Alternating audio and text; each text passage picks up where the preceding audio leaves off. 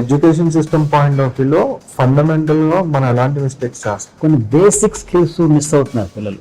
కొంచెం ఒక basic English లో నీ గురించి నువ్వు రాయంటే ఒక బీటెక్ చదివిన అబ్బాయి కూడా ఒక ఫ్రీ ఫ్లో గా రాయలేకపోతున్నాడు. నిజంగా పేరెంట్స్ మనకి బోల్డ్ అంత డబ్బులు సంపాదించి ఇచ్చిన కాపాడుకోలేము.